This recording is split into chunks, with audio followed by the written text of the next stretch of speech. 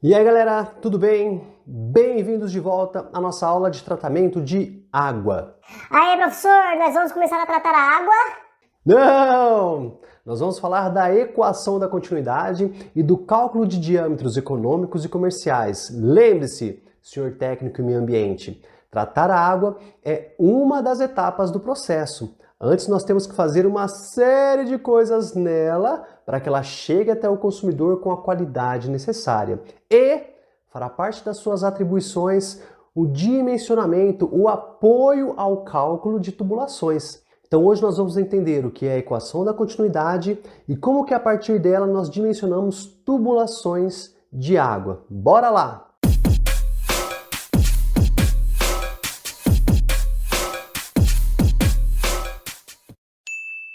E aí galera, belezinha? Professor Fábio com vocês hoje então para falarmos sobre diâmetros econômicos e comerciais para o transporte de água. Mas antes de iniciarmos nossa aula, quero pedir gentilmente para que você deixe um joinha, compartilhe, curta, comente, interaja, pois isso faz com que eu fique animado para fazer cada vez mais conteúdos ambientais para vocês, beleza? Então, antes de calcularmos os diâmetros, vocês precisam entender o que é a equação da continuidade. Portanto, é uma aula que eu vou falar muito sobre números. Tem um lado bom e um lado ruim. O lado bom é que vai ter muita conta. Você tá falando sério? Ih, rapaz. Isso é bom, gente. Pode parar. O lado ruim é que vocês não vão ver esta cara lavada o tempo inteiro. Mudar para melhor, com certeza, que a gente ia mudar melhor, já estava bom. Diz que ia mudar para melhor, não estava muito bom, estava meio ruim também, estava ruim. Agora parece que piorou. Bom, começando então a partir da equação da continuidade, ela é muito fácil e provavelmente é a base de praticamente todas as outras equações hidráulicas quase que nós temos. E ela é muito simples. Ela diz que vazão é igual a uma velocidade multiplicada por uma área. Ah, só isso? Para. Tá estranho esse negócio. Não, é verdade, pode acreditar. A equação da continuidade é muito simples. Q é igual a V vezes A. Vazão em metros cúbicos por segundo é igual a uma velocidade, que no caso tem que ser em metros por segundo, multiplicada por uma área, que neste caso tem que ser em metros quadrados. Essas unidades têm que ser mantidas para que a equação funcione adequadamente. Ou seja, para saber a vazão que é transportada por um cônduto, basta eu saber a velocidade com a qual o fluido está passando e a área que este fluido ocupa. Ou seja, também nós temos que fazer algumas observações. Essa equação é 100% válida se 1. Eu considerar que o fluido não é compressível. Então, se em algum momento este fluido se contrai ou se expande, essa fórmula já não é mais aplicada. 2. O cônduto está operando totalmente preenchido. Sim, para essa fórmula poder funcionar, nós temos que considerar que o tubo que está conduzindo o fluido, este cônduto tem que estar totalmente preenchido pelo fluido. Ele não pode ter espaços livres com ar, com qualquer outra coisa. Ele tem que estar trabalhando a plena capacidade. 3. Se for um cônduto livre, ele não pode ter uma declividade. Também. Então, se nós tivermos um cônduto aberto, um canal aberto, por exemplo, trapezoidal, circular, o que quer que seja também, nós temos que considerar que ele está trabalhando totalmente nivelado, num ângulo perfeitamente alinhado com a superfície, de 0 graus. Se tiver qualquer inclinação para qualquer um dos lados, isso também já não é mais válido e a equação da continuidade não funciona mais, beleza? E claro que você, técnico em meio ambiente, também vai ter que saber as conversões de unidades. Metros, Quilômetros, centímetros, milímetros, segundos, minutos, horas, centímetros quadrados, milímetros quadrados, quilômetros quadrados, metros quadrados. e claro também as áreas das figuras geométricas, principalmente dos círculos e dos retângulos, o que é muito difícil, convenhamos, né? Além dessas 3 definições que nós fizemos, você vai ter que se lembrar sempre de uma propriedade do escoamento para que a equação da continuidade seja válida. E essa propriedade é a seguinte: a vazão é sempre constante. Pode repetir, professor? A vazão é sempre constante. Vamos tentar ver isso na prática, que vai ficar muito mais fácil de entender. Olha só. Para a gente poder aplicar a equação da continuidade, nós vamos ver nesse exemplo aqui que nós temos uma seção de tubulação onde acontece um estrangulamento. Nós temos um diâmetro que eu chamei de diâmetro 1, que é maior do que o diâmetro do trecho 2, que eu chamei de diâmetro 2. Para que a equação da continuidade seja válida, as vazões têm que ser constantes. Portanto, se a vazão em 1 for um valor x, a vazão em 2 tem que ser o mesmo valor x. Se por algum motivo essa vazão aumentar, vamos chamar de vazão y, a vazão no trecho 2 também aumentará, também será uma vazão denominada dy. Hidraulicamente falando, então, quando o diâmetro diminui, a velocidade vai se comportar de maneira inversamente proporcional. A velocidade vai aumentar para compensar essa redução do diâmetro. Se o diâmetro aumentar, a velocidade então vai diminuir. Tudo isso é necessário para que eu consiga manter uma vazão Q sempre constante. Tá joia? Se você se confundir, lembre-se sempre do caso da mangueira. Mangueira de borracha mesmo, tá? Quando você está lá regando o seu jardim e você quer regar aquela plantinha que está mais longe, o que a gente faz? A gente aperta a ponta da mangueira. Quando você aperta a ponta da mangueira, você diminui a área, você estrangula a seção. Quando você diminui a seção, o que acontece com a velocidade da água? Aumenta. Então você consegue alcançar aquela plantinha que está mais longe, porque a água agora tem mais energia cinética, tem mais velocidade. Beleza? A vazão é a mesma, mas se eu alterar o diâmetro, a velocidade vai ser alterada de uma maneira inversamente proporcional. Fácil, né? Mais ou menos, hein, professor? Tem um exemplo aí para facilitar a vida? Tenho vários. Vamos para o primeiro. Então, exemplo 1. Considere a água sendo transportada a uma velocidade de 0,15 metros por segundo, ou 15 centímetros por segundo. Calcule as respectivas vazões nas situações mostradas a seguir. Então, na situação A, eu tenho água sendo transportada num canal de 2 metros de base por 1,5 metros de altura. Na situação B, eu tenho água sendo transportada dentro de um tubo de 150 milímetros e totalmente preenchido. E na situação C, eu tenho água sendo transportada em um canal trapezoidal de base menor de 75 centímetros, base maior de 100 centímetros e altura da lâmina d'água de 80 centímetros. Atenção para as unidades de medida. Então vamos resolver esse exemplo A. Vocês percebem que eu tenho um retângulo formado pela lâmina de água correndo dentro desse canal. Um retângulo de base 2 metros e altura 1,5 metro. Como as unidades de medida já estão sendo dadas em metros, eu não vou precisar converter ninguém. Lembrando também que a velocidade é de 0,15 metros por segundo. Eu também não vou precisar mexer na unidade. A área de um retângulo é dada pela altura multiplicada pela base. A altura é de 1,5 metro e a base é de 2 metros. Fazendo essa continha, a área formada pela lâmina d'água é de 3 metros quadrados. Lembre-se, para a equação da continuidade funcionar certinho, a minha área tem que ser dada em metros quadrados e a minha velocidade em metros por segundo. Portanto, a vazão de água é a velocidade vezes a área. A velocidade é de 0,15 metros por segundo e a área é de 3 metros quadrados. Fazendo essa continha, nós temos que a vazão de água mostrada nesse canal é de 0,45 metros cúbicos por segundo, ou de 450 litros por segundo, tá bom? Já no exemplo B, nós temos um tubo de 150 milímetros preenchido completamente com água. Primeira coisa, então, vamos prestar atenção nas unidades. Esse é um tubo de 150 milímetros, então nós precisamos converter para metros. 150 milímetros é a mesma coisa que 0,15 metros. A área de um tubo é dada por π vezes diâmetro ao quadrado sobre 4.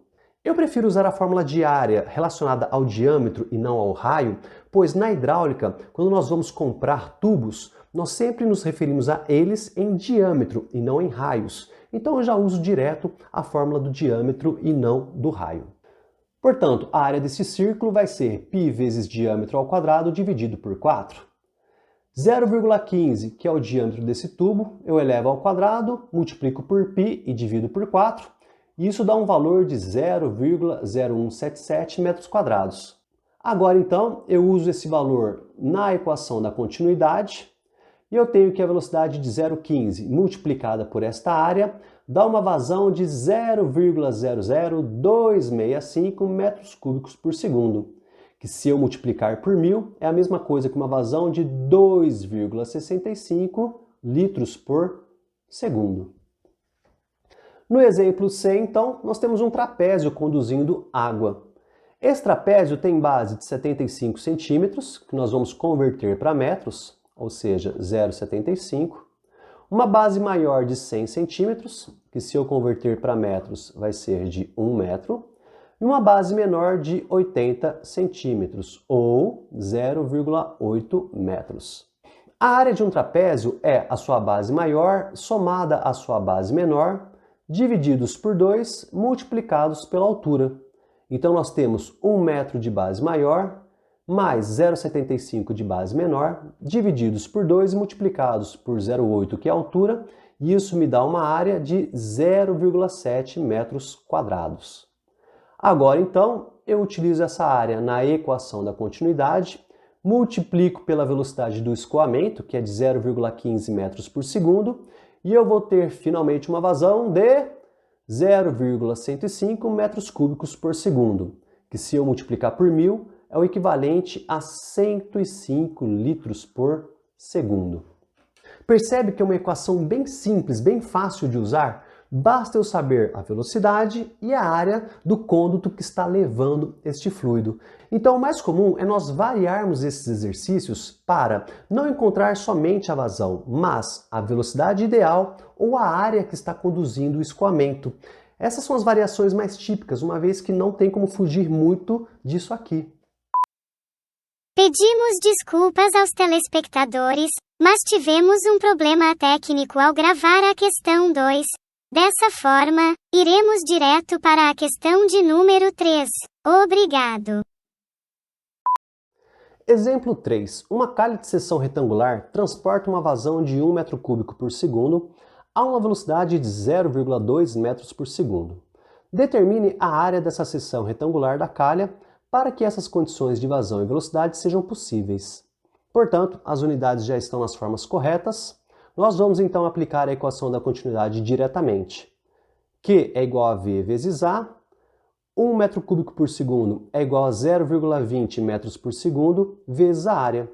Portanto, a área vai ser igual a 1 metro cúbico por segundo dividido por 0,20 metros por segundo, que corresponde a 5 metros quadrados de área. Bem fácil, né? Agora, se eu te falasse qual que é o tamanho da base ou o tamanho da altura da lâmina d'água, você poderia então determinar toda a geometria dessa seção. Esse que é o barato da equação da continuidade, ela é muito fácil de ser aplicada. Só mais um exemplo, pois o mais comum é nós transportarmos água em seções circulares. Ou seja, nós vamos fazer um exemplo agora, onde eu tenho que determinar qual é a área dessa seção circular. Exemplo 4. Uma tubulação transporta uma vazão de água de 2 litros por segundo a uma velocidade de 0,8 metros por segundo. Determine o diâmetro da tubulação para que essas condições de escoamento sejam possíveis. Então, primeiramente, nós convertemos a unidade de vazão para a unidade correta, que é o metro cúbico por segundo. 2 litros por segundo correspondem a 0,02 metro cúbico por segundo. Agora nós aplicamos a equação da continuidade para definir a área da seção circular do tubo, que é igual a V vezes A, 0,02 é igual a 0,8, que é a velocidade vezes a área. A área, então, é essa vazão de 0,02 metros cúbicos por segundo, divididos por 0,8. Portanto, a área desse tubo é de 0,0025 metros quadrados. Como eu sei que é um tubo de seção circular, a partir dessa área, então, eu posso calcular o diâmetro.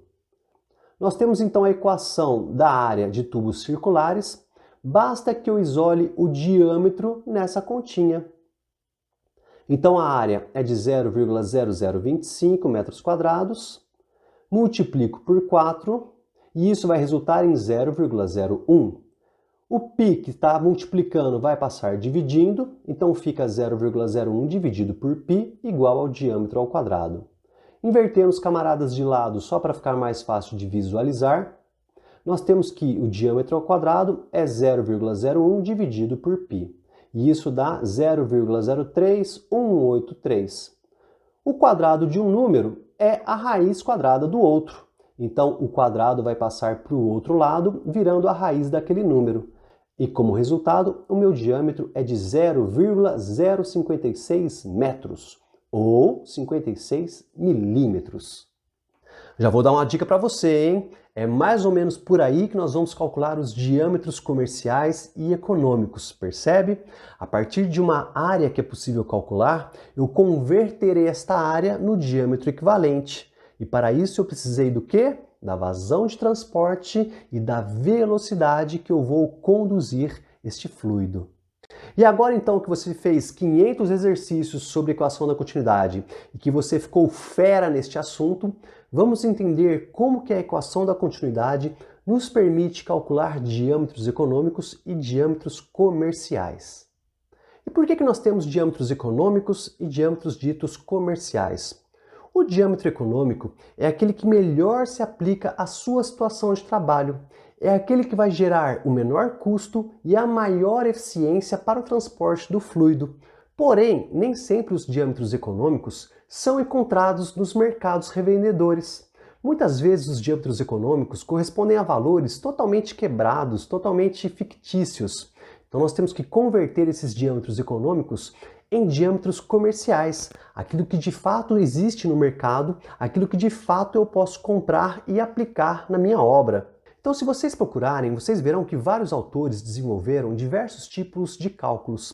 Alguns consideram somente a velocidade de escoamento, outros consideram o custo do material, o custo de implantação, o tempo de deterioração do material, os coeficientes de rugosidade. Enfim, existem muitas variáveis possíveis. Nós vamos nos atrelar somente à velocidade de escoamento. Tá, professor, então você fala que essa fórmula que nós vamos aprender não vai valer para nada. Pelo contrário, esta fórmula é a mais simples de todas porque ela considera somente a velocidade de escoamento. Essas outras fórmulas mais complexas ficarão a cargo dos engenheiros e dos tecnólogos. Você vai atuar como um colaborador e vai poder entender vários fenômenos hidráulicos a partir desta equação, desta formulazinha que nós vamos aprender. Porém, cada empresa de saneamento pode utilizar uma fórmula específica que se enquadra melhor naquele tipo de projeto. Mas aí já é um outro assunto. Mas antes ainda de eu te explicar a fórmula, antes de você ficar bravo e querer torcer o meu pescoço, você não pode se esquecer que nós também temos que, às vezes, converter unidades nesse tipo de conteúdo, tá? É muito comum ainda no Brasil nós aplicarmos as unidades imperiais, a polegada, por exemplo. Então você vai ver lá o pedreiro, o encanador, falando assim: Ô dona, a senhora tem que instalar um tubo de 3/4 aí, viu? É tubo de 3/4, senão não funciona. Ah, então você quer dizer que eu preciso instalar um tubo de 20 milímetros? É, um tubo de 3/4. Se a senhora comprar um adaptador, dá pra pôr um tubo de meia, de meia polegada. Ah, então o senhor quer que eu instale um tubo de 15 milímetros? É muito comum, então, para pequenos diâmetros, nós utilizarmos ainda a polegada. A polegada vale aproximadamente 25,4 milímetros. Então, nós utilizamos o Sistema Internacional de Medidas, onde o mais adequado para distâncias são os milímetros, os metros, os quilômetros. Dessa forma, então, você vai ter que fazer as correlações. Às vezes, nessa conversão, nós arredondamos para mais. Então, tubos, por exemplo, de meia polegada correspondem a tubos de 15 milímetros e não a 12, qualquer coisa. Tubos de 3/4 de polegadas correspondem a tubos de 20 milímetros e não tubos de 19, qualquer coisa. Já tubos grandes, nós costumamos arredondar para menos. Então, tubos de 4 polegadas, por exemplo, são tubos de 100 milímetros e não tubos de 101, uns quebradinhos aí, tá bom? Mas tudo isso é tabelado, não fica preocupado e nem desesperado, ok? Existem tabelas e manuais para que você possa fazer essa devida conversão, tá joia? E no meu caso, eu utilizarei esta tabelinha de diâmetro comercial. Existem várias outras tabelas no mercado, de acordo com o tipo de fabricante ou o tipo de material que você quer utilizar. Existem várias tabelas que têm diâmetros menores ou diâmetros muito maiores. Mas, como eu preciso nivelar para fazer os exercícios, nós vamos utilizar essa tabelinha hipotética aqui, que contém tubos que vão de 6 milímetros ou 1/8 de polegada, até tubos de 300 milímetros ou tubos de 12 polegadas. Então, no cálculo do diâmetro econômico, nós vamos considerar o seguinte: somente a velocidade de escoamento. E de acordo com a NBR 12218, numa tubulação que transporta água, a velocidade mínima aceitável é de 0,6 metros por segundo e a velocidade máxima é de 3,5 metros por segundo. Vocês se lembram da equação da continuidade? Quanto menor a velocidade, maior o diâmetro. Como eu quero conseguir sempre o menor diâmetro possível, pois isso vai se refletir no menor custo possível, nas minhas equações eu considero a velocidade máxima de transporte de 3,5 metros por segundo, pois isso vai refletir no menor diâmetro possível para o escoamento do fluido, para o escoamento da água. Se eu utilizar a velocidade mínima, eu vou ter sempre o maior diâmetro possível, e não é isso que eu quero. Eu quero economizar em função de diâmetros menores. Se eu não comprar nada, o desconto é bem maior. Então, considerando que a equação da continuidade diz que vazão é igual a velocidade vezes a área, e considerando que a área de tubos circulares é dada por π vezes diâmetro ao quadrado sobre 4, isolando o diâmetro nessa equação, nós teremos que o diâmetro é igual a 4 vezes a vazão, dividido pela velocidade vezes π, e depois eu tiro a raiz do resultado. Para melhorar mais ainda, eu vou estabelecer a velocidade com um teto de 3,5 metros por segundo. Portanto, então, o diâmetro vai ser 4 vezes Q, divididos por 3,5 vezes π. Tiro a raiz do resultado e vocês percebam que eu multiplico por 1000, pois o diâmetro será dado em metros. Multiplicando por 1000, eu já vou converter automaticamente isso para milímetros, uma vez que no mercado nós compramos tubos em milímetros ou polegadas. Então, esta é a formulazinha que vocês podem utilizar para calcular diâmetros econômicos. Raiz de 4 vezes a vazão, divididos por 3,5 vezes π, multiplicados por 1000. Prestando atenção nas respectivas unidades. A vazão tem que estar em metro cúbico por segundo, a velocidade em metros por segundo e 1000 é o meu fator de conversão de metros para milímetros. Então, a partir desta fórmula, nós vamos calcular os diâmetros econômicos. Porém, como eu já comentei, nem sempre eles estarão disponíveis no mercado. Eu não vou conseguir comprar direto o valor do diâmetro econômico, a menos que ele dê um valor cravado que exista no mercado. Então eu vou ter depois que adaptar este diâmetro para os diâmetros comerciais. E a regra que nós vamos seguir é a seguinte: nós sempre vamos comprar diâmetros comerciais que sejam imediatamente superiores aos diâmetros econômicos. Então eu calculo um diâmetro econômico, vou naquela tabelinha de conversão de diâmetros e encontro o próximo diâmetro da lista a partir do diâmetro econômico. Aquele então será o diâmetro comercial que eu vou comprar para a minha obra. Oi? Tem um exemplo aí, professor? Porque ficou meio complicado o negócio, hein? Sim, eu acho que com exemplo fica mais fácil realmente. Olha só. Calcule o diâmetro econômico e comercial para uma vazão de 30 litros por segundo. Então, primeiramente, nós vamos converter a vazão para metros cúbicos por segundo. Nesse caso, então, basta dividir por 1000. E uma vazão de 30 litros por segundo corresponde a 0,03 metro cúbico por segundo.